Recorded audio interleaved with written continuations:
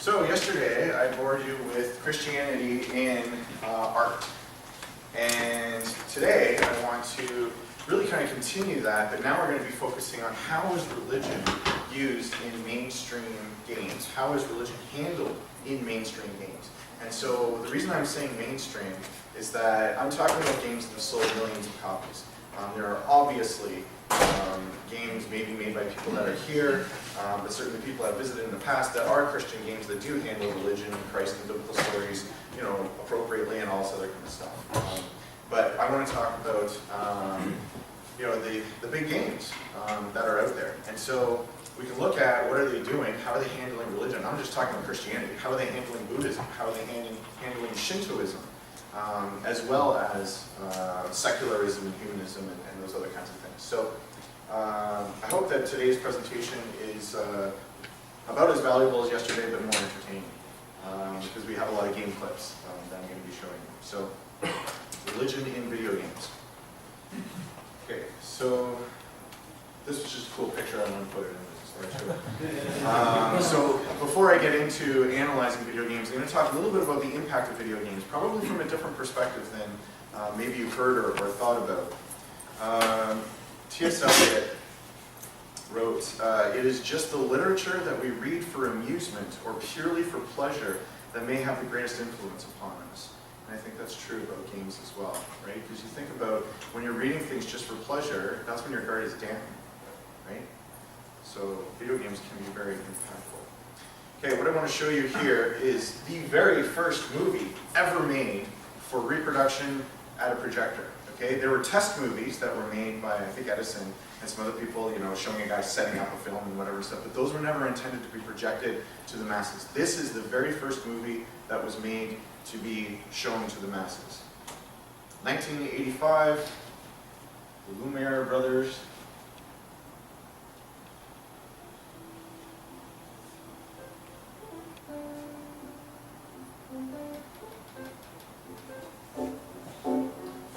It is factory workers leaving the factory.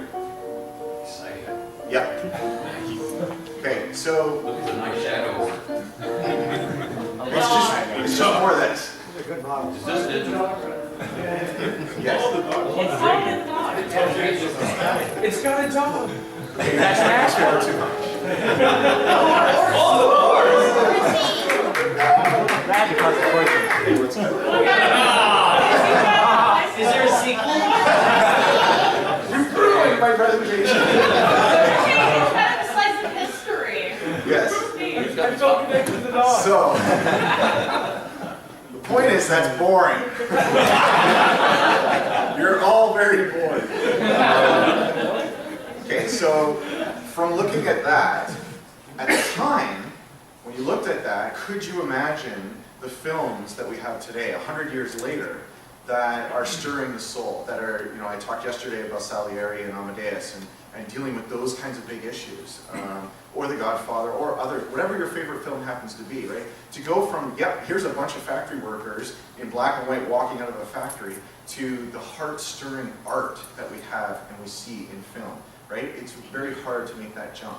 The reason I showed that to you is because I think a lot of people, maybe ourselves included, but definitely out there, have a hard time taking that jump in video games. They see what they saw in the 80s, they see maybe in the 90s, they're like, how could you possibly deal with some serious topics in that? So that's why I want to show that to you.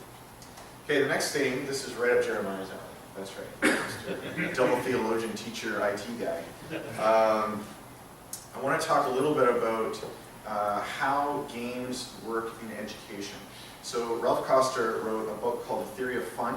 Maybe some of you have already read. And he says fun, and he defines it. He says, fun arises out of mastery. It arises out of comprehension. It is the act of solving puzzles that make games fun. With games, learning is the drug. Learning is the drug. Okay, so now you need to be familiar with the two terms, retention and transference. Okay? Retention is, I tell you something, you remember it afterwards. Okay? So in an educational environment, professor at the front, teacher at the front, blah, blah, blah, blah, blah. You walk out, 70% of it at least is gone, if not 80%. The following day, there's only 5%, 10% that remains, okay? That is retention. So in educational circles, anything you can do to increase retention is a very valuable thing, something that you want to do. The second concept is transference. Transference is the ability to take something that was taught to you in maybe one domain, example, concrete sort of example, and to take that knowledge and apply it to a new area that you weren't taught in. Okay, so I'll give you one really simple, easy example. Let's say you're counting blocks. So you're in class and they said, this is how you count blocks. 1, 2, 3 blocks. Okay? And you go out into the at recess time and you see monkeys and you go 1, 2, 3 monkeys. That's transference. You've taken the concept of counting blocks and you've brought it over to monkeys. I know that's a really simple example, but that's the idea. Okay? Studies have shown that the deep learning students do in games is the highest amount of retention and the highest amount of transference. This is why education is excited about games. This is why games are a very powerful medium, because of those two facts. When you play World of Warcraft and you run around in Azeroth, you know where stuff is, right? You could probably even draw a map for somebody because you've been there. If I had shown you a top-down map of Azeroth and then asked you the next day to draw it, you would probably not be able to get very many of the details. It's that experiential side of a game that increases retention and transference. Okay? Any questions on that? Nope. All right. Nobody's going to argue with me. Okay, so when it all changed. Up until this game, which is Half-Life 1, is the one I'm talking about, even though it's a picture from Half-Life 2. The graphics are better than Half-Life 2. So up until 1998, you had companies like id Software making Doom, and Nintendo making Mario, and this kind of stuff. But even though games had stories, even Metal Gear Solid, the first one for NES, like it had a story. Many games have a story. But this was a moment in 1998 when a new company wanted to create a game, and their idea was to take the mindless violence action that they saw in Doom and Doom 2 and other action arcade games, and they wanted to tell a story. Like that, it was like revolutionary. Like, what are you talking about? To take that first-person shooter like Doom and tell a story, that's ridiculous. But they persevered. They hired a writer. He was inspired by some Stephen King short story, and they created Half-Life. And Half-Life was one of the most memorable games that I played during that time frame, and probably most of the people would agree with that. So that was the moment that it changed in the gaming industry, that went from these trite little context sort of stories to something that was serious and interesting and engaging, right, at a deeper level. Okay? As a result of this experiment, they won 50 PC Game of the Year awards. I didn't even know there were 50 awards out there to win, but they won them. And they sold 20 million units, right? Okay, so you'll see later how it all changes again. This next one is very strange. This is a game called Peacemaker. And Peacemaker was created by two professors at the University of Michigan. Pretty sure it's Michigan. Oh yeah, Michigan State University. There it is in my notes. So they made this in 2010, and one of them is from the Middle East, and one of them was not. And they were really concerned about how the situation in the Middle East is viewed, well, by everybody. Everybody comes to the Middle East with the, whoa. Okay, so my laptop's going to reboot. It's going to do some Windows updates. Anyway, that's okay. So they were really concerned about how students, everybody views the Middle East. And so they created this game called Peacemaker. And Peacemaker allows you to play as the Palestinians and play as the Israelis. And you got to play out, in a sense, the world news in the game. And so they then experimented on students, because I guess college students are always really experimented on. And they saw change occur in the attitudes of the students towards the Middle East, only because they played this game. Only because they played the game. And I have a really cool graph I can show you when my computer finally boots back up again. but I'll just tell you what it is. They tested everybody beforehand, before they played the game. How do you feel about the Palestinians? How do you feel about the Israelis? What do you think they should do? What do you think they should not do? They played the game, I think it was for like 4, 5, 10 hours, something like that. And then they asked the same survey, and they saw people coming from very different perspectives coming to more of a consensus perspective, more of like an understanding of really there's actually issues on both sides of this. This is not just the evil Israelis or the evil Palestinians. Both of them are actually kind of trying to achieve good things, just in different ways. And so I thought that was very interesting on how this is proof how a video game can change attitudes towards peoples and ideas. That would be the rules. Preparing to configure Windows. Do not turn on. You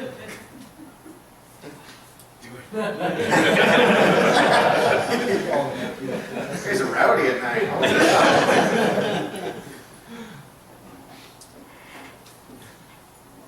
I don't know what my next slide is. That's what I use this for. No. So tell us about RPG Town. What is Sure. it? RPG Town. RPG Town is a game you'll probably never see because it's so ambitious that how's a two-man shop ever going to do it? But I'll tell you what the concept of RPG Town is.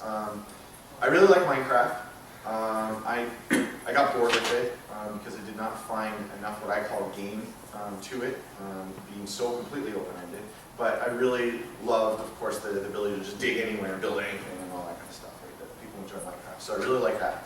I really like city building games. I love SimCity, and I love, I don't know, I didn't really like the Caesar games so much, but anyway, that kind of concept. And I really love role-playing games. I'm a GM for D&D, and I love playing role-playing games, whether it's Skyrim or Dragon Age, the first one, the second one, Blue Chunks. So I wanted to create a game that had you building a town where you kind of raised up the black mages from Final Fantasy. You raised up fighters, and you had little houses, and you could equip them and give them things, and you could dig into the earth like Minecraft, and you could uncover monsters that you have to fight, but also uncover gold or titanium or whatever else, and you could craft things, and they would train. And then there's these external forces in the world that are randomly generated when you first start the game. And so there might be like giant spiders that are in a forest or something like that. And every so often they come and they attack your town. So whoever's in your town has to rally and fight against that. And so the combat is like a whole town fighting against some kind of invaders, right? And so those kind of ideas were really kind of interesting and exciting to me. And so we created a prototype of RPG Town. I did it in C# XNA. And played it out. It was fun. You could dig down underneath the town, and you could mine all these things. And then as you build houses, then people would come and you would assign jobs to them. And certain jobs are better at combat, and other jobs are better at things within the town, and that kind of thing. And so there's a strategic balance that you're trying to go for these things. And so anyways, we made that and played it out, and it was pretty fun. Horribly broken because of game balancing and stuff, like making a sword took way too long, and building a house took way too little, and that kind of stuff. But we saw like there's something here. And so then we were trying to think of the best kind of game engine to use. Our first thought was isometric 2D, really capture that 16-bit Super Nintendo style graphics that just really was exciting to us. And then I started looking at some stuff. Anybody's heard of Hearthstone, which is kind of a similar idea to what I'm talking about, but not the same as what I'm talking about. Anyways, they have 3D voxel graphics that they use for their thing. So it's like Minecraft with voxel graphics, which means you can have partial cubes. That's really the whole thing. And so we wanted to give people the ability, when they're building a house, to have like curved surfaces, to be able to, it's not just blocks like Minecraft, right? Like there's not a lot you can do with those blocks. So obviously I've seen the videos of what people do with blocks, but anyway, so we created this prototype, and then we felt that 3D is probably the way to go in terms of lighting and in terms of some other things that would be advantageous for us. And so we are now learning and studying and working on this 3D engine in Unity, and who knows when this thing's ever gonna come out. But my computer's back, so we can go back to more interesting things like Peacemaker. I totally played that. Nice. Who thinks that's a good idea and we should pursue it? Most of the people Alex, we should probably. Who runs Sushi World? Go away. I would play RPG. Okay. Okay, so forgetting what I just said about RPG Town. So what does this mean in terms of transference? What does this mean in terms of story that is now possible and all this stuff? Okay, and now I'm about to show you the worst, most unscientific graph you've ever seen in your life. It's ridiculous that I even put this on the screen. It doesn't even have a second axis. But my point here is that since over time, our capabilities of making a game have greatly increased. And there was a point where the depth that we wanted in a game there was a ceiling to it because of the capabilities in terms of technology. There were things we simply couldn't do that maybe we wanted to. Maybe the first Super Mario Bros. They wanted a huge elaborate story and to be able to interact with the characters all the time. Maybe they wanted to do that, but they just couldn't in terms of the ROM size and sound and all this other stuff. But now that our capabilities have grown so dramatically, our processor speed over the last 40 years has increased 1.1 million times. Okay, 2 times is a lot, 4 times is a lot. It's increased 1.1 million times in 40 years. So our capabilities are much greater. The depth of the games, I don't think, are keeping pace with our capabilities. And I hope that's one of the things that you're interested in doing, is how do we extend that depth side of my really terrible depth. Okay, so how do video games handle religion? What is religion in video games for now? So I have gone through and categorized them in 5 different ways. And I'm going to show you those 5 different ways that they handle it. Okay, the first is nothing. There's nothing about religion in the video game, and I would even say that they couldn't, even if they wanted to. It would just break the game to try and jam it in. So this is Super Mario Brothers. Or Super Mario World, okay, absolutely my favorite, and this is what we're going to see. I don't know. There it is. That's the story. That's the story of Super Mario World. Okay, that is it in its entirety. This is everything you get. Looks like Bowser's at it. Play. Again. Okay. Yes, Bowser's at it again. Okay, so to jam philosophy, existential philosophy into Super Mario World in that little box, I would say, yeah, impossible. Or completely unnecessary. Yeah, Super Mario. Okay, so Farmville, I would say, is another game, or any of the Facebook games and stuff. There's no place for it. Okay? And so, we made a game, Catch the Monkey. Yeah, there's no place for religion in that. There just isn't. It would stick out like a sore thumb. And Minecraft has sold some 20 million units.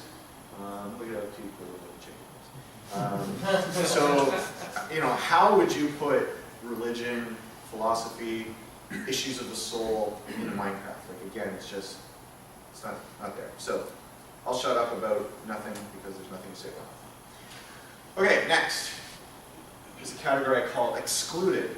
So what I'm saying here is it's possible to include religion, and they chose specifically not to. I'm going to show you The Sims 3. It's kind of loud.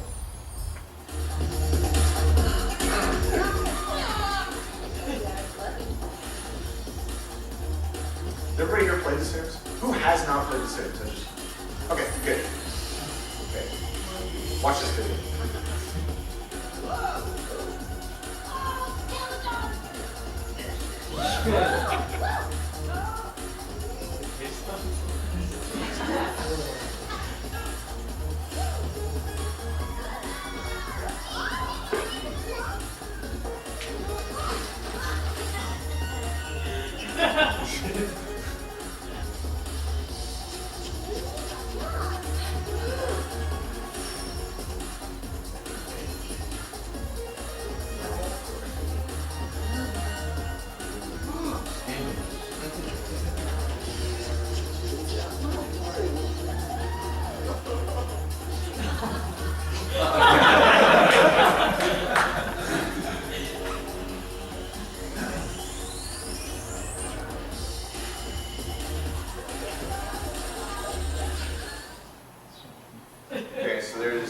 introduction to The Sims.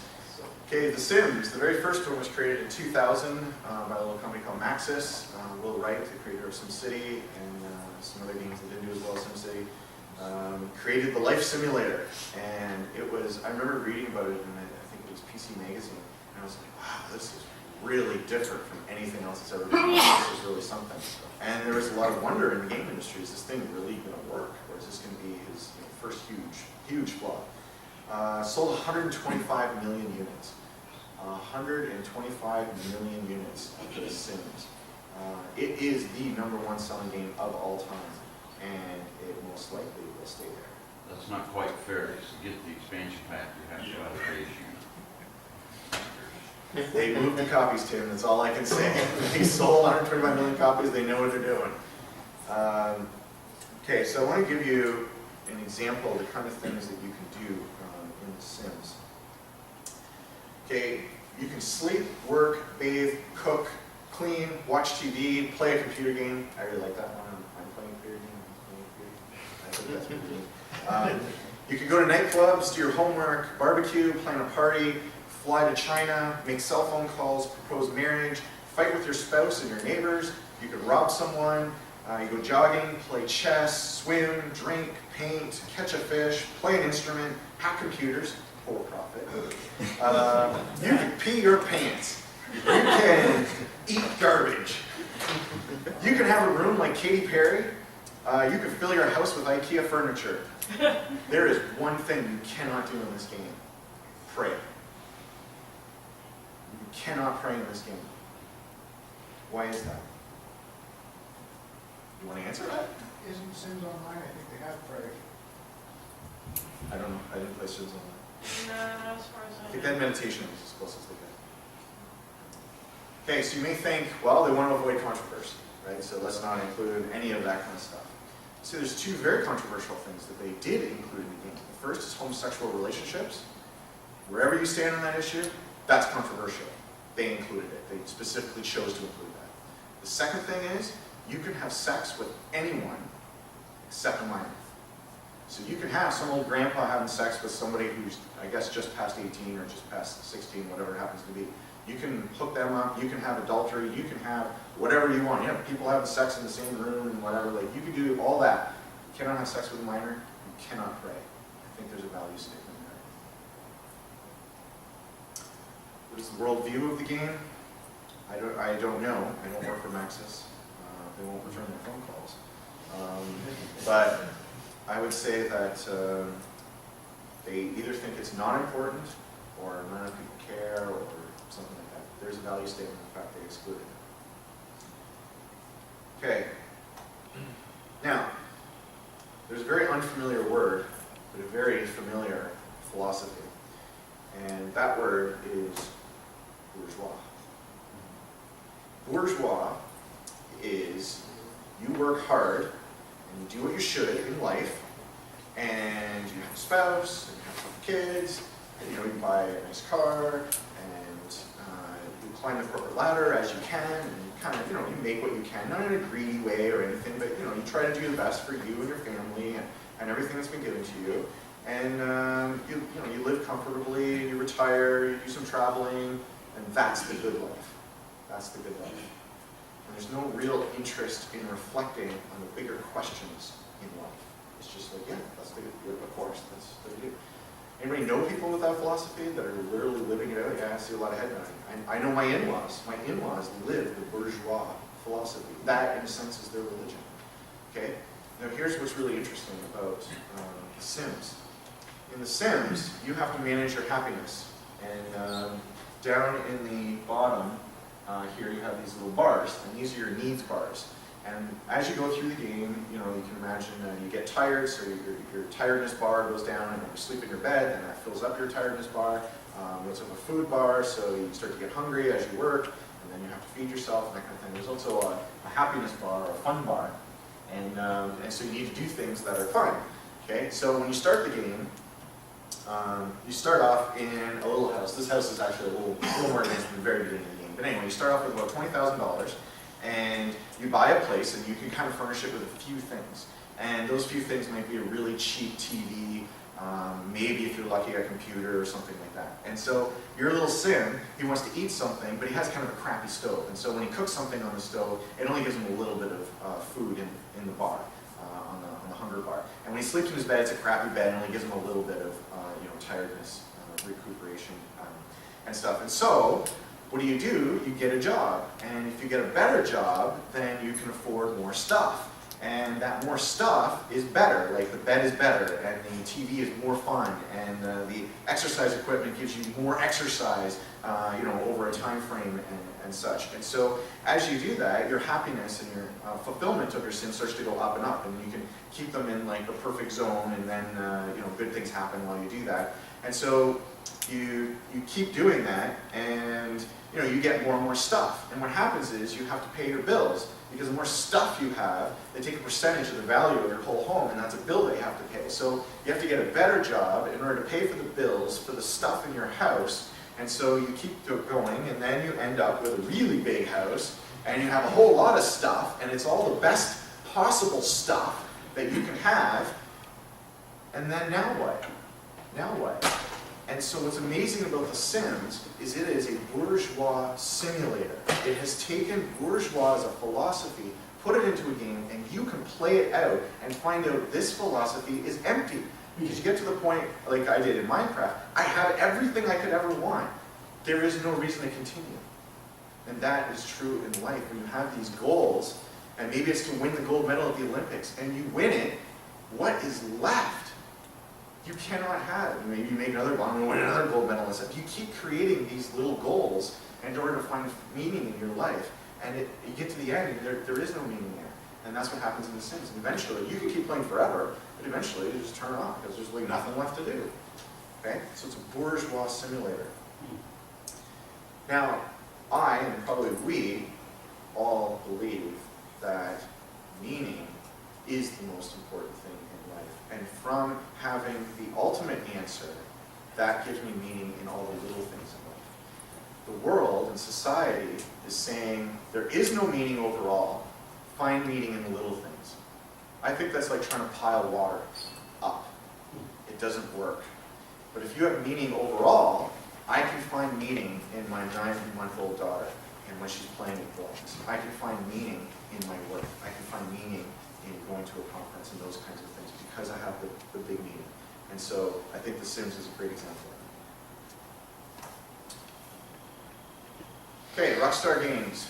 Rockstar Games, my opinion, best way to describe them is they are the KISS or the Motley Crue of the gaming industry. They are a hedonistic, no holds barred, do whatever feels good type company. Okay? I don't know any of them personally. They don't return my phone calls. So, as mentioned yesterday, that I'd be surprised at the Christians that may be working at Rockstar. I am definitely judging their art in terms of what I see there. Okay? As any artist, they create art that they enjoy. Why would Rockstar create games they hate? That just doesn't make sense.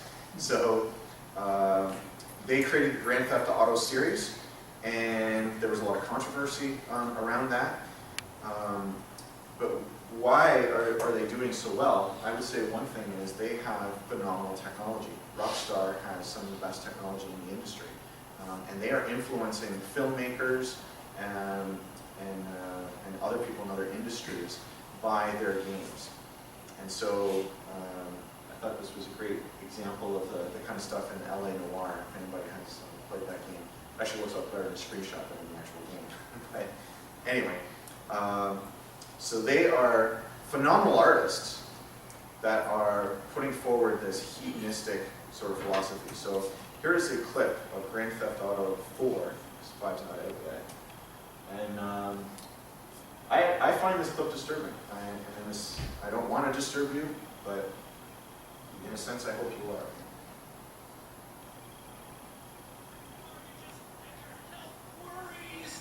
And your therapists, it's lies!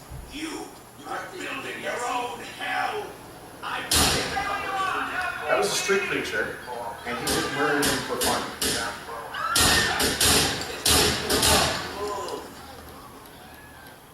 And now that he's committed this murder for fun, he has to get away. Otherwise, you're going to get caught, put in prison, which doesn't end the game, because it is a game about crime, and so it doesn't end the game, it just kind of delays you a bit. And so now what we're going to see is him just driving and getting away, and I kind of fast forward through it. There's a lot of getting away. But in the game, the mechanic is, if you can do it and get away, it's okay. If you can get away with it, it's okay. And so he shoots up all the cops and all that stuff. Okay, so yeah. So there is another place where that philosophy played out and probably impacted you. And that's there. If we can get away with it, it's okay. That was the philosophy of Enron in the boardroom, and how they would muscle the different utility companies into hiking rates and all this kind of stuff. If we can get away with it, it's okay. Rockstar plays that out. Okay, so in any Rockstar game, there is no religion of any kind. It is, in my opinion, all depravity. There may be people here that really enjoy that game, and you want to disagree with that. Great, let's talk afterwards and have lunch to steal the other guy's phrase. Okay, the third way in which games have dealt with religion is context. Okay, and I love the Final Fantasy games. I'm sure people here, who likes Final Fantasy? Let's see it. Yeah, most people like Final Fantasy. Okay, so Final Fantasy IV came out in 1991. That's right, I'm using the numbering from Japan because they're right. It was Final Fantasy II here in North America. Final Fantasy IV, 91, sold 5 million copies. That's a lot. I mean, it's not seems a lot, but it's a lot. And just to give you an example, they have the Tower of Babel, which was built by the Uniting of Humanity, and houses, what does that say? Oh, it houses the great power to the moon. And then there's the Giant of Babel, which is essentially God, came and intentionally confounded humanity and mixed it up. Okay? And then at the end of the game, you end up making your way to the moon anyway, and then you achieve new knowledge. And the one thing is that it's a yin and yang philosophy that comes out of that, is that evil can never be destroyed. Evil and goodness exist in each of us. Goodness exists because evil exists. That's a really interesting flip on what the scriptures say. The scriptures say evil exists because goodness was there first. Final Fantasy IV said goodness exists because evil was there first. Okay, move on to Final Fantasy VII. Who's played Final Fantasy VII? Lots of people. Sold 10 million copies. It was the game that sold the PlayStation system. Everybody was buying PlayStations trying to play this game. Draws very heavily from the Kabbalah, which is the Jewish mysticism that Madonna follows. It has Gnosticism, so Serioth summons. These things are in blue, so it makes them hard to read. Oh yeah, so Seraphoth summons Meteor in order to create a huge wound into the world, and thereby has all of the souls that are going into kind of the heaven, nirvana area. All those souls get diverted towards him, and so he can go and attain godhood. And this is, it's not totally 100% Kabbalah, but it's a mixture of Kabbalah and some other things that are all in it. The life stream is very similar to Japan's native religion of Shintoism, which purports that all things have souls. Rocks, chairs, everything has souls.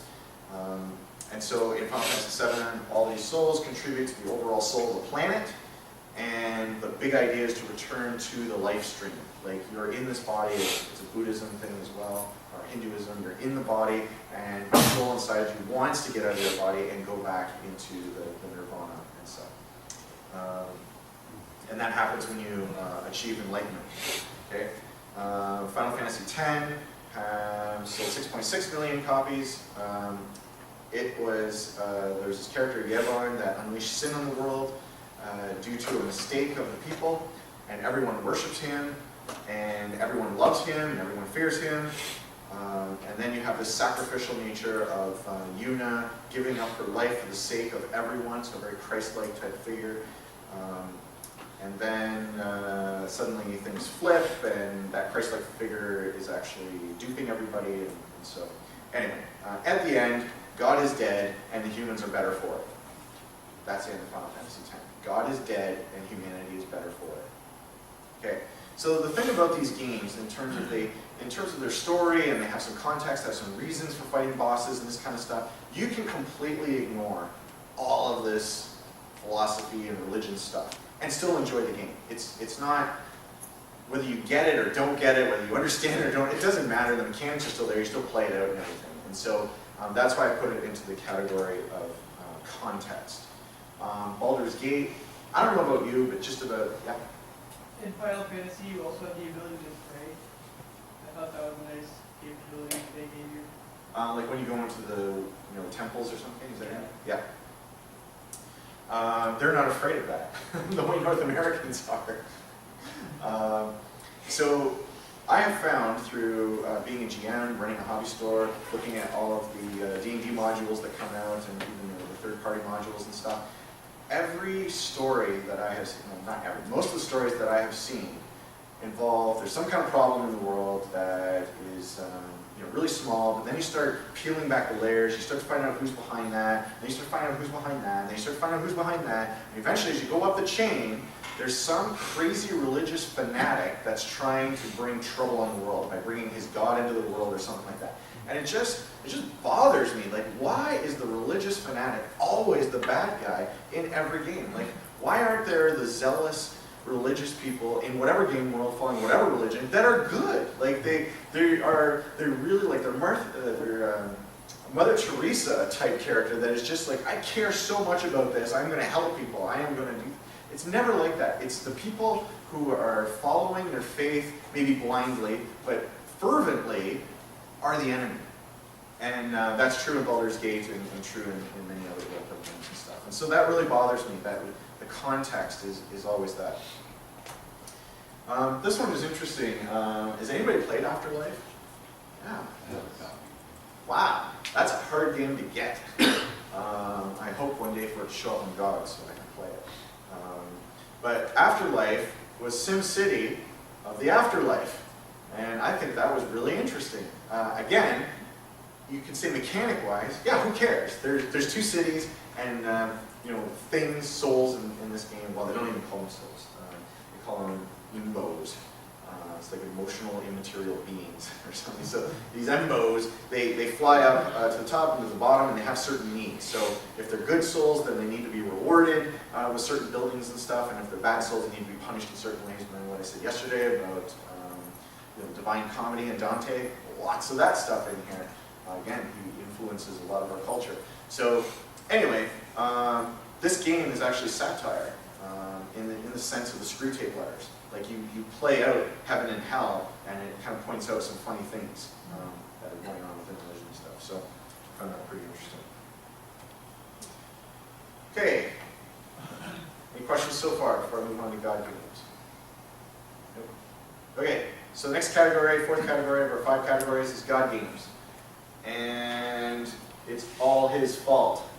That is Peter Molyneux.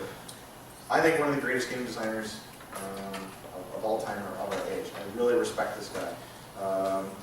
He is a guy who likes to explore deep ideas. And he may fail at it, and he has a few times, but he keeps picking himself up and keeps going.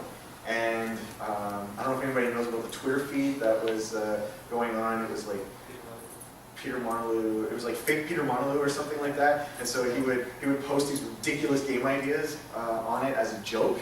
I remember one was a race driving game where you were the road. And so you would turn the road and whatever, and you see the cars, and you try to make the cars go spinning off the road and stuff. And people took those ridiculous ideas and actually made them. They actually made little prototypes from this, right? So just like, if you ever want to be inspired, look at this guy and some of the things he's done, some of the things he's said. He gets crucified in the press because he always talks, just like I did about RPG Town, he talks at the beginning of the development cycle, and he's like, it's gonna be like this, it's gonna be like that, and stuff. And I, as a gamer, I'm like, that's awesome, finally somebody's making that. And the game comes out and it has like a tenth of all that stuff he said at the beginning. Why? Because he actually had to make it, and then he had to ship it. And so much happens between that ideation and shipping that I think he personally has kind of given up talking to the press about game ideas now. Because we never believed him anymore. Anyway, so I would call him a very inspirational, kind of Bob Dylan of the game industry. Just really made some amazing stuff. Unfortunately, it was some of his earlier work, but he's still out there making stuff. And so he made this little game called Populous. And for some of you, this will be a trip down memory lane. And when I was putting this together and I found this video, and I was like, yeah, Populous.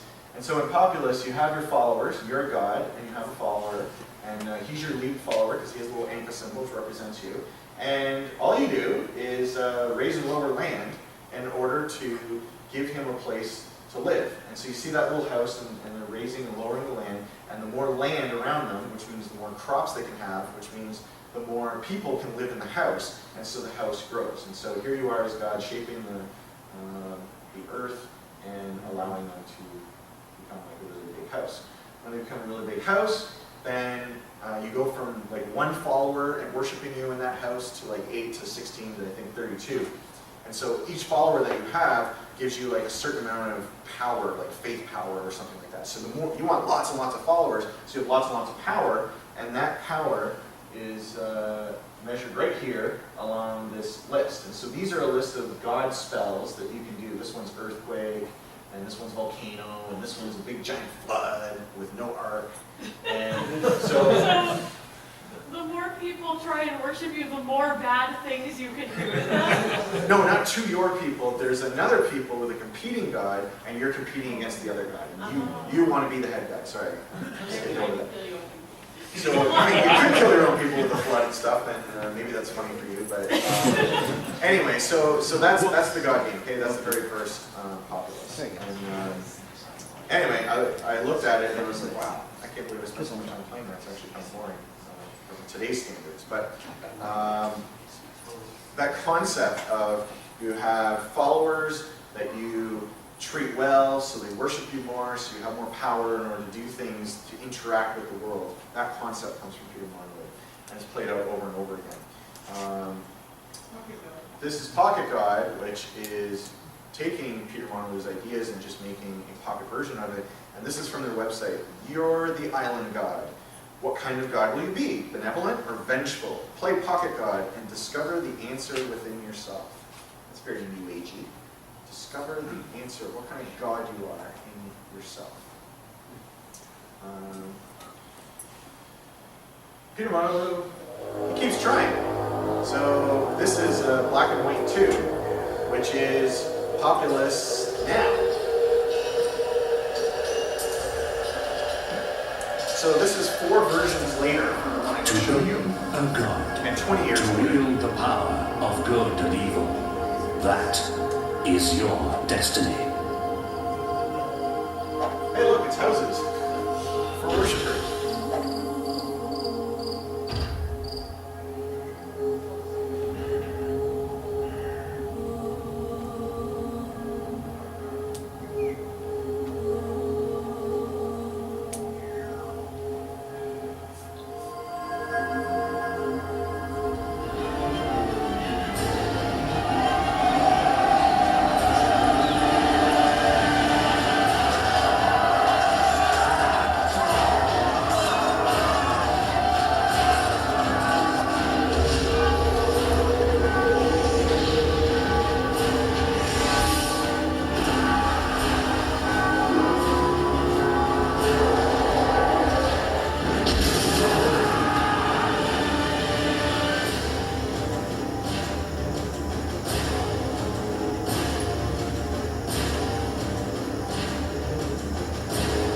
Well, it's already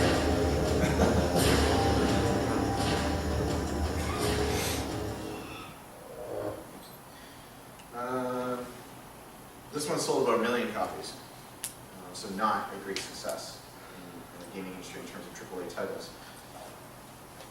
But I find his exploration of good and evil interesting. I'm not saying he lands in the right place, but I respect that he's exploring it through his art and figuring out what does that mean and what does that look like.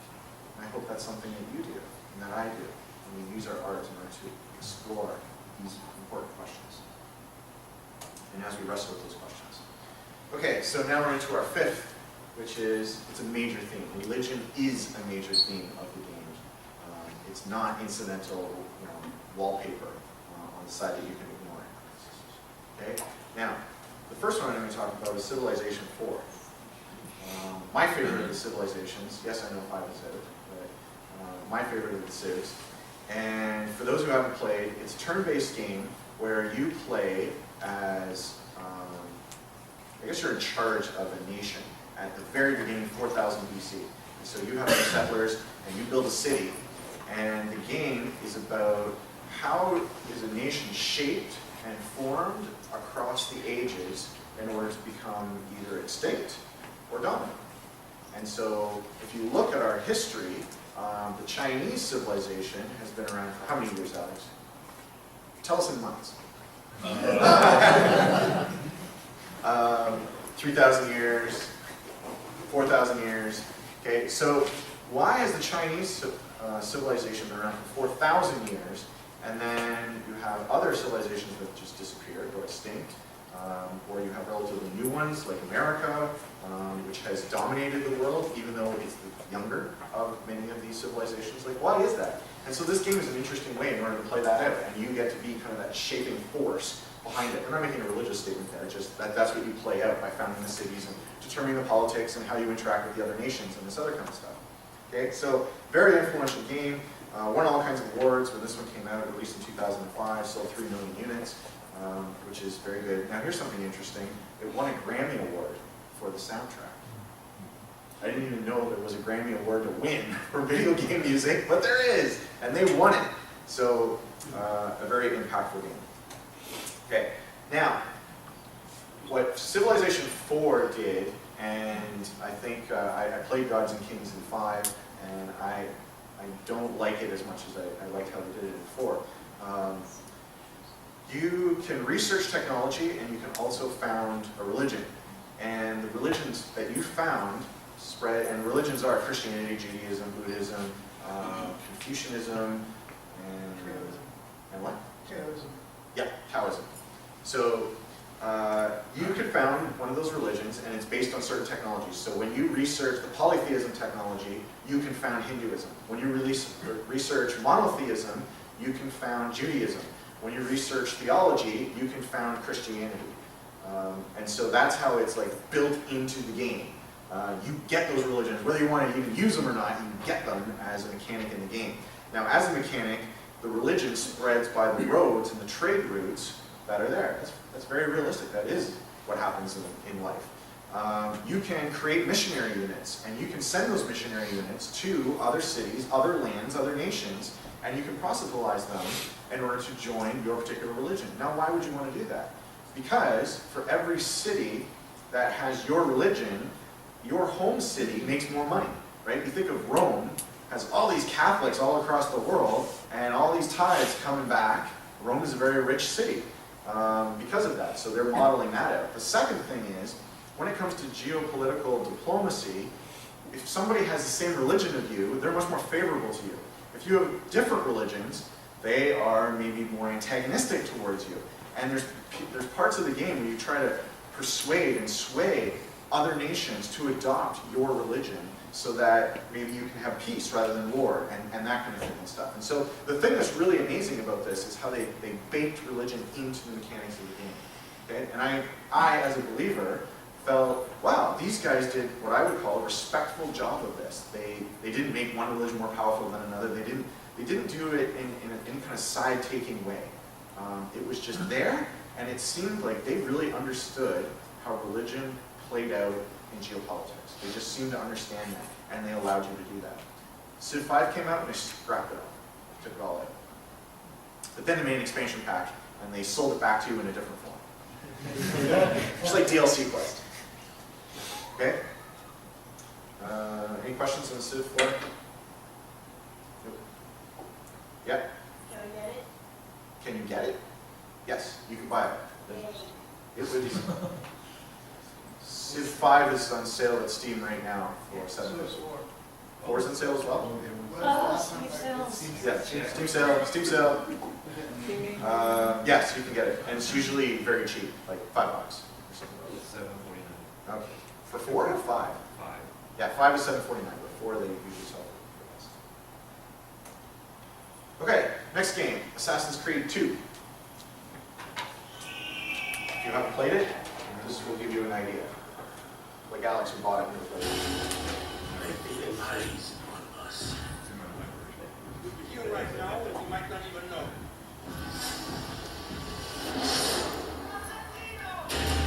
I did not choose this path. It is a good life we lead, brother. It was chosen for me. You and your collaborators are saying it's dead. Father! I'll kill you for what you've done! At first, I thought vengeance would be easy. Incredible. The blade is designed to ensure the commitment of whoever wields it. Leonardo da Vinci, I am in your debt. He is Rodrigo Borgia, one of the most powerful men in all of Europe, and leader of the Templar Order. For 30 years, I've lived in the shadows. Visited death upon those who deserved it. And vanished like the wind. I don't know who started this conspiracy. But I know who will end it. My name is Ezio Auditore da Firenze. Like my father before me, I am an assassin. Assassin's Creed 2 came out in November 2009. It was created with a budget of $24 million, and it has sold 55 million copies worldwide. This is a big, influential game. Who's played Assassin's Creed 2? Yep. Okay, lots of you have played it. Who finished it? Did everybody finish it? Not as many people finished it. I have a list of all the awards, but it's one outstanding achievement in animation, outstanding achievement in art direction, outstanding achievement in visual engineering, outstanding achievement in gameplay engineering, outstanding achievement in original story, blah, blah, blah. It's won all kinds of awards. This is a big game. Okay, so it also won Game of the Year, Best Visuals, Best Technology, that kind of stuff. Now, when you first start playing this game, there's a very weird thing that happens at the beginning that I've never seen in any video game before. Does anybody know what that is? Those who played it?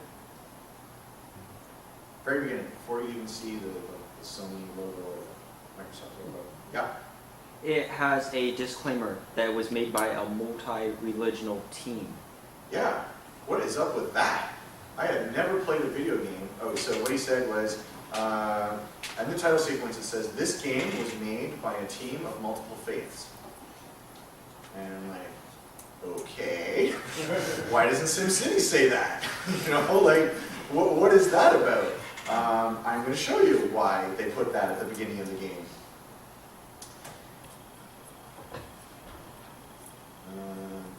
This is the Animus. In the game, in the story of the game, it takes place a little bit in our future, so it's a little bit sci-fi, and the Animus is a machine that can read memory that's passed down through DNA. So your DNA that you pass on to your children contains all the memories of your life up until, I guess, the moment of conception, because how could you get them anyway? So this machine allows you to mine memories from DNA. Now, you play out as a player memories from long lineage back in Florence, and I think it's the 1400s, 1500s. And so that's most of the game. Now, if you have a machine that can trace memories from DNA, why not go all the way back to the very beginning of DNA? And that is something that you unlock in the game. So as you go through the game, there's these little clips, these little tiny video clips, and the whole conclusive thing is only a minute long, and you get maybe like 3 seconds here. And this is something to achieve in the game, okay? So you go and you uncover something, and maybe it's like 20 seconds into the minute, and you get 3 seconds. and then you do something else, and maybe you get the first 3 seconds and stuff. And so you're collecting these things up, and at the very end of the game, if you've done all these extra and above things, you get all of the clips, and you can see what they call the truth. And this is the truth. Okay, they're not naked, they're wearing suits.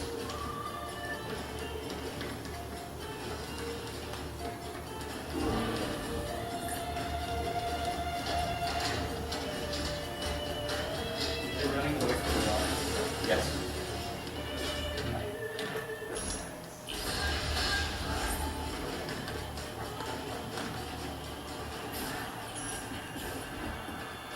Anna, I have it. Eve, Very interesting. On the one hand, I really respect them. They have done an artistic interpretation of the fall from Eden. In a way, like Milton did with his Paradise Lost. They got a whole lot of things wrong, I would say, or different, or they took artistic expression like, woo!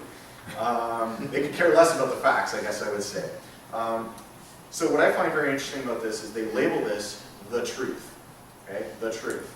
And Adam and Eve are presented as freedom fighters, right? And they've stolen something very valuable and precious. And Eden was basically a prison for them to escape from. And so, in the end, I think what this clip is saying is this biblical story is not true.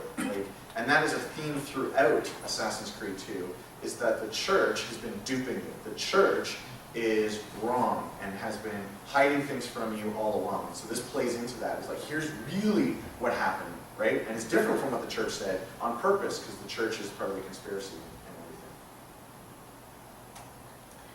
The next thing they go into, and this is the very end. So for those who didn't finish the game, here you go. You don't have to play through all those assassinations. Total spoiler. Oh well. So here's the setting. Okay, the setting is that you have just broken into the Vatican and assassinated your nemesis, who is the person who would later become Pope Alexander VI. That's a real Pope, Alexander VI. So this character is the guy who's going to become. You killed him. Okay. And you have taken the apple, that's what they kind of euphemistically call it. They've taken the apple, and it has been hidden since the time of Adam and Eve. And where it's been hidden? In the Vatican, the most secret place of all. So the whole game has been building up to this moment. And I would say it's not like Final Fantasy where it's throwaway type content. This is what you have been trying to achieve, and now you get to see the big revelation. And so this is what happens after you assassinated your nemesis.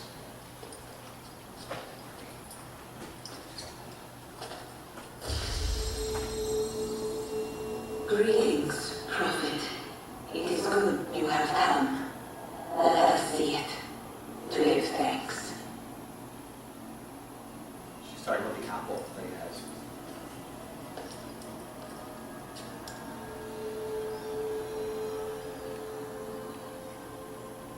We must speak. Who are you? Many names. When I died, it was Minerva. Before that, Minerva and Mera. On and on. The others too. Juno, who was before called Uni. Jupiter, who was before called Tinia. You are gods. No, not gods. We simply came before. Even when we walked the world, your kind struggled to understand our existence. We were more advanced in time. Your minds were not yet ready. Still not. Maybe never. No matter. You may not comprehend us, but you will comprehend our warning. You must. None of what you are saying makes sense. Our words are not meant for you. What are you talking about? There's no one else here. Enough. I do not wish to speak with you, but to you. You are the prophet. You've played your part. You anchor him, but please be silent. that we may commune. Listen.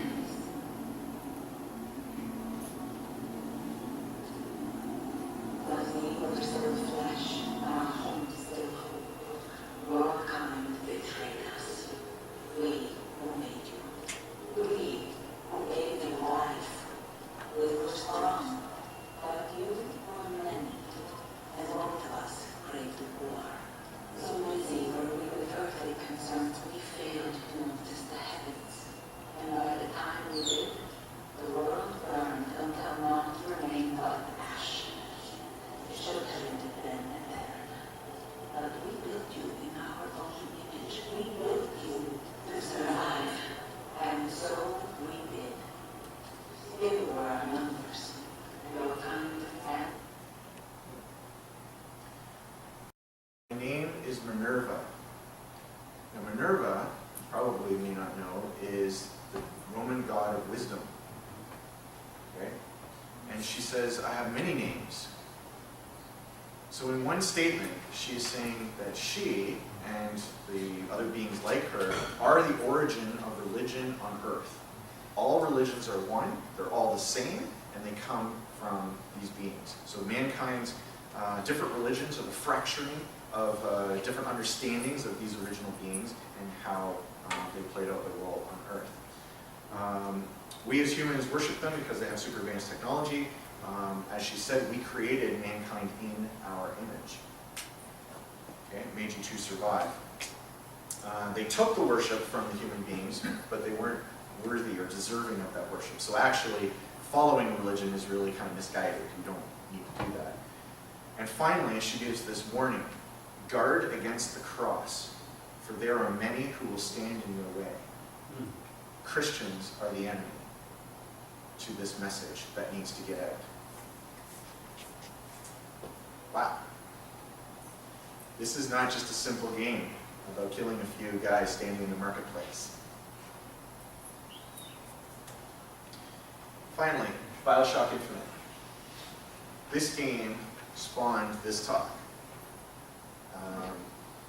I've been here once before to the Cgdc, and the question that we're wrestling with, that I hear from other people, is how do we get religion into games without it being cheesy? And how do we do it well? And this game, I think, is the game changer. This game makes it possible. This game, if you told me that you were working on a game, and in the very beginning of the game there's a baptism sequence, and you have to be baptized in order to proceed through the game, I'm like, nobody's going to go for that, right? Nobody's going to publish that, nobody's going to play that, like that can't be done. And this game proves it can. And that is when I was like, wow, everything has just changed. Okay, it came out March 26th, totally blew me away. The setting is 1912, and you have a character called, there is a character called Zachary Comstock, and he is fed up with the world as it is. And he decides to set up a new utopia. And that's where people can be free of the problems of the world. Everyone who joins and follows Comstock's brand of religion can be there. So it's very reminiscent, I think, of the Mormon exodus from the eastern side of the U.S. For those who are familiar with the history of how the West was settled, the Mormons were fed up with being persecuted, especially around polygamy and some other things. There was a lot of pressure from the Christian groups, and so they said, that's it, we're going out of here, we're going to create a new space. God's going to lead us to a new space, and they moved, and they went all the way over to Utah and founded Utah and Salt Lake City and all that stuff, and that was Utopia. So Kevin Levine, I think his last name is, he looked at that and made a story of, instead of going to the west, he went up. And so I'm going to show you a clip that is at the very beginning of the game when you take a shuttle and you go up.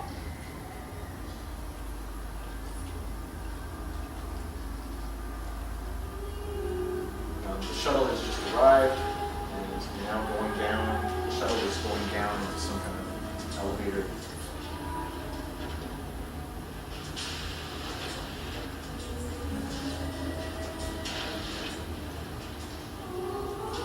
Recognize the hymn in the background?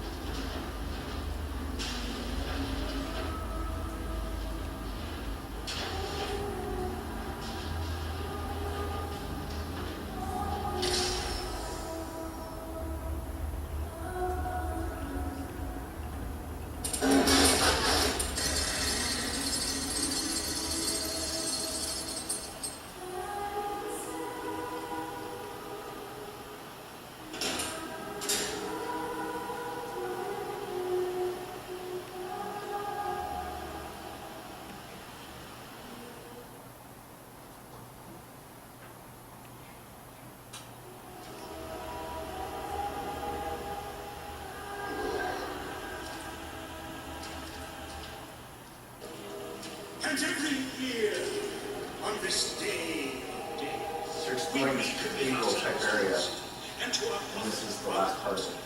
we recommit through sacrifice and the giving of thanks, and by submerging ourselves in the sweet waters of baptism.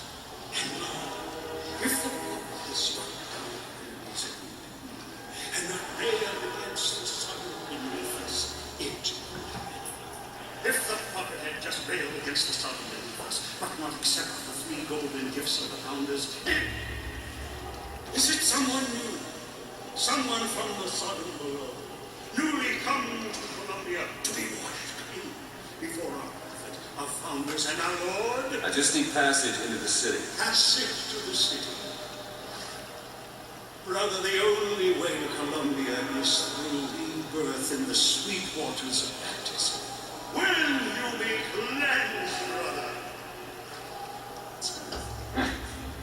Hey. I baptize you in the name of our prophet, in the name of our founders, and the name of our Lord.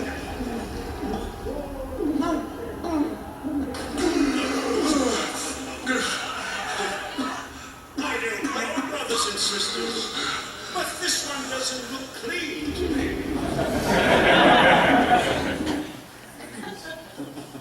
This is just after baptism. Just because the city flies don't mean it ain't got its fair share of fools. All right. Still got a girl to find.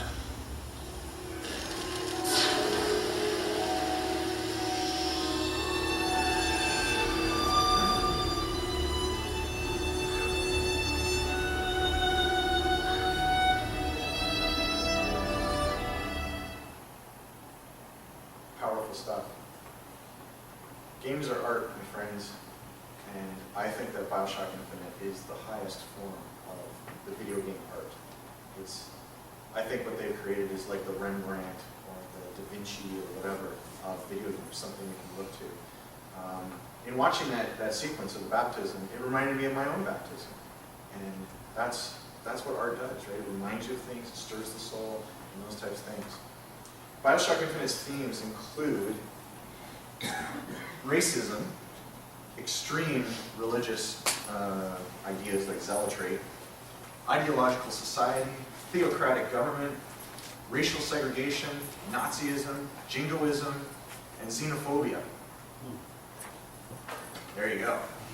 Has quantum theory, multiple universe theory, and undoing one's past sins and forgiveness. Zachary Comstock, which is the leader of this entire thing that created the whole city and everything there, his portrayal as a zealot was deemed to offend gamers with strong religious backgrounds. Okay, getting this from a magazine article. So as a member of the BioShock Infinite development team, even threatened to resign over the game's ending, believing that the game was saying being religious causes you to be evil.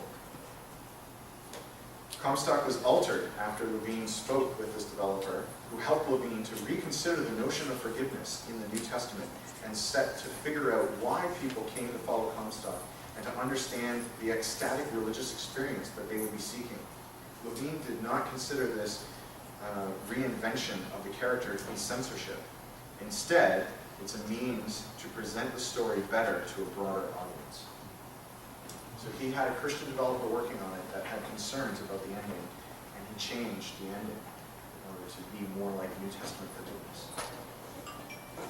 That's some great bravery, whoever that person was. I'm proud of them that they did that. In terms of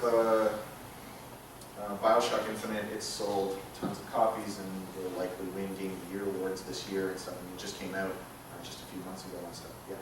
Was there anything like this in the first BioShock or BioShock 2?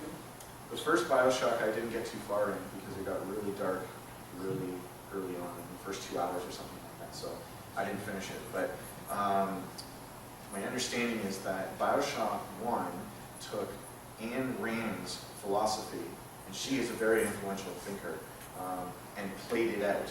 Kind of like what I was talking about with The Sims being a simulator for bourgeois. BioShock 1 is, there's a character who simply takes Ayn Rand's philosophies and plays it out, and then you kind of see what the fruit of that is. So I plan to go back. After playing Bioshock Infinite, I plan to go back and play the first one. What about the second one? Did you play that? The second one, Bioshock 2, was not made by Kevin Levine. I read in my research how he's really against those kinds of sequels. He's like, yeah, they give you like 5 new levels, and 2 new monsters to face, and something like that. And Bioshock 2 had 5 new levels and 2 new monsters in it. And so it was made by a different company. And so I have no comment on it. And because Kevin, the artist, didn't make it. Kevin, the guy who created these games, he's a writer. He's written screenplays for Hollywood. Like, he is through and through a writer, and someone, for those who are writers, to look up to, look and see what is he doing and how is he able to do it. And so as a storyteller, it's all about that. And so he's lucked into being a game designer of his own studio and having the free reign in order to tell story the way that he's able to tell story. And so I think his work is very much worth looking at. The same way Milton's is, and the same way Dickens and other people. I think he's one of those guys. Okay, so I'm just going to show you the ending because I think it's also very important. Now this ending is a small amount of a spoiler, small amount, because it is only a clip of a much larger, broader ending, and I think the kind of ending you're seeking in the game, this doesn't show, but this does show something very important for our purposes. So anyways, you have to leave for the ending, that's fine with me. And it's only 3 minutes of about a 20-minute ending. So the thing that you need to know is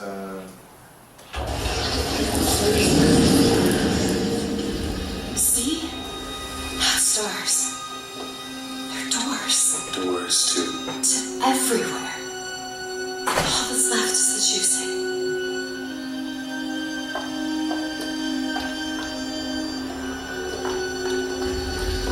What are all these lighthouses? Why are we... Who are... There are a million worlds. All different, all similar. Constants and variables. What? There's always a lighthouse. There's always a man. There's always a city. How do you know this? I can see them through the doors. You, me, Columbia, Songbird. But sometimes, something's different. Yet the same. Constants and variables. Yes.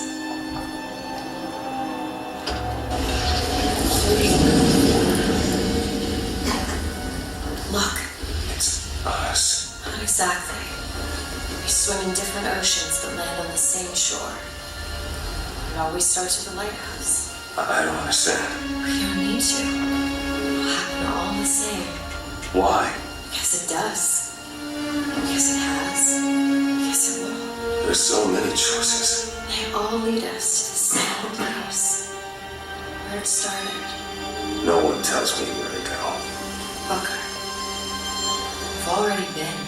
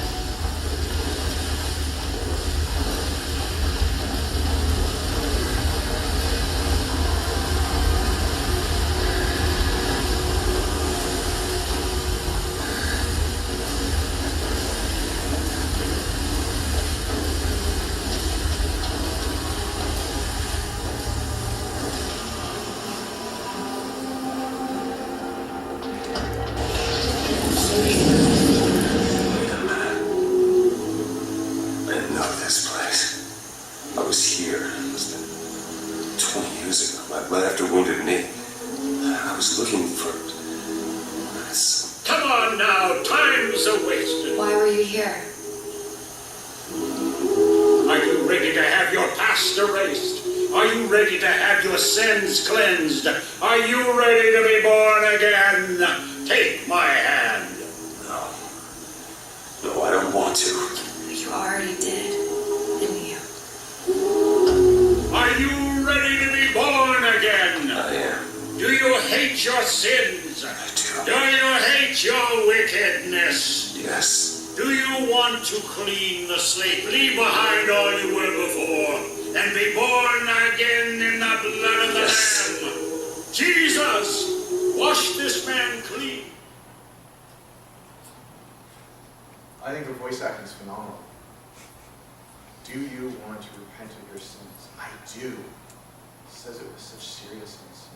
That stirs my soul. I don't know about you, but when I saw that, I was like, you can do it. Like, you can have a moment in the game where baptism is a pivotal, critical moment in the story for your character. And I think we can look at what Bioshock Infinite has done there. The game deals very seriously with a topic that we as Christians don't talk too much about, because we don't want to get into religious debates because we were told not to. But how does God know the future? Does he see every possible choice and the branches that that creates? You know, I had a choice to not come here. So is there like an alternate world, dimension or something where I do choose not to come here? Does God see that? Or like, how does that play out? These are the kind of ideas that Heavenly Being is wrestling with and trying to understand in Bioshock Infinite. And so he deals with predestination and what if of undoing of wrongs. Now, he's a writer and producer, and he has no answers. Everything that you've just seen is coming from somebody who's agnostic, and ultimately he's like, I don't know. I respect him for wrestling with the questions. I think and dream of what can we do when we have the answer, and we can provide that. So going back to what I said about transference and retention, I think anybody playing this who goes and plays through a simulated baptism, that's impacting our culture. Whether it's for good or for evil, I'm not going to say, but it's impacting our culture. This is a very popular game. When you have a Assassin's Creed 2 that's saying, yeah, all religions are one and they all come from the worship of these aliens. That's a theory that's been batted around for decades, but most people weren't aware of it until they played Assassin's Creed 2, right? So these are very powerful things. So my final thing is that video games really are art. That was kind of a question somebody asked yesterday. I'm like, is it really? Yeah, the technology has improved from just having any story at all to religious ideas and context and exploring the deepest questions of the soul. This comes from the Smithsonian that in 2012 inducted video games into the art museum. They did an expo on it. An amalgam of traditional art forms, painting, writing, sculpture, music, storytelling, cinematography.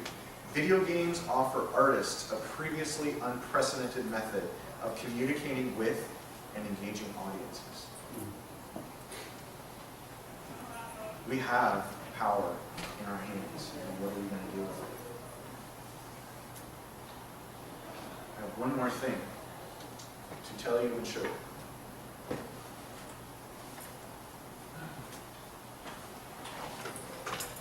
This is the future of gaming. This is an Populous Rift. I have an SDK from Kickstarter, and I am going to make it available for you to try the Oculus Rift during the expo after dinner. And it takes me a while to set it up on my laptop and everything, but I'll give everybody a run through. Oh, yeah! As long as it takes. First! This is the future. I don't use the term game changer often. I really believe in my entire being that Bioshock Infinite is a game changer for storytelling and games, for the art of games. The Oculus Rift is a game changer for games going forward. What do we do with it? The first thing is, I just read an article on, I think it was on IGN. There was a guy who has been trying to make a serious erotic adventure, and the Oculus Rift is how he plans to do it. He's like, finally, I can have a virtual reality environment where you can pick up women and you can have virtual sex with them, and it's not going to be cheesy. And I can finally experience it. I can bring that to people, and people want that. And I look at that and go, man, we got the Saints Row 4 with the anal probe gun, and we got this guy making a 3D erotic adventure, well, probably one of the first titles available commercially for the Rift. And wow, just our world is so broken.